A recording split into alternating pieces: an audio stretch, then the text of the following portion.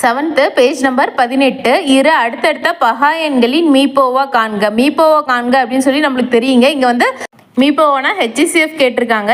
இங்கே வந்து என்னங்க கொடுத்துருக்காங்க, இரு அடுத்தடுத்த பகா எண்கள். பகா எண்கள்னா என்னங்க, பகு எண்கள்லாம் இருக்கேன்.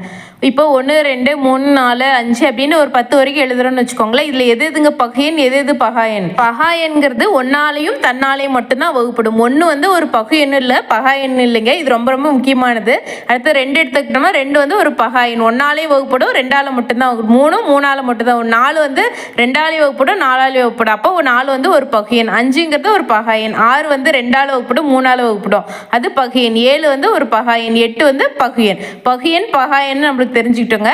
இப்போ வந்து இரு அடுத்தடுத்த பகா எண்களின் மீப்போவா ஹெச்சிஎஸ் கேட்குறாங்க. பகா எண்கள்னா 2 3 5 11 இந்த மாதிரி 23 இந்த மாதிரி நிறையா போயிட்டே இருக்குங்க. ஏதோ ஒரு 2 எண்ணை எடுத்துக்கிட்டு ஹெச்சிஎஸ் கண்டுபிடிக்கலாம்.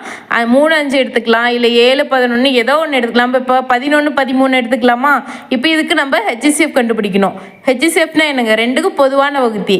இப்போ இது 1ஆல மட்டும்தான் வகுக்க முடியும், வேறு எந்த நம்பராலையும் வகுக்க முடியும். எந்த 2 பகா எண் எடுத்துக்கிட்டாலும் அது 1ஆல மட்டும்தான் வகுக்க முடியும். அப்போ இந்த கொஸ்டினுக்கான ஆன்சர் என்னங்க, ஆப்ஷன் பி. இப்போ கீழே பாருங்க, தேர்ட் ஆப்ஷன் பகு எண் கொடுத்துருக்காங்க, பகா எண். அப்போ 1ங்கிறது வந்து என்னங்க, ஒரு பகு எண்ணா பகா எண்ணாங்க? ரெண்டுமே இல்லை. 1ங்கிறது ஒரு பொதுவான நம்பர். 1 வந்து பகு எண் இல்லை, பகா எண் இல்லை. கீழே பாருங்க இன்னொரு சம்ம, பின்வருவனவற்றில் எது 10ன் அனைத்து வகுத்திகளையும் கொண்டது? 3 ஆப்ஷன் கொடுத்துருக்கு. இது ரொம்ப ஈஸியான சம் தாங்க. நீங்களே போட்டு ஆன்சர் என்ன வரும்னு கமெண்ட்ல போட்டு விடுங்க.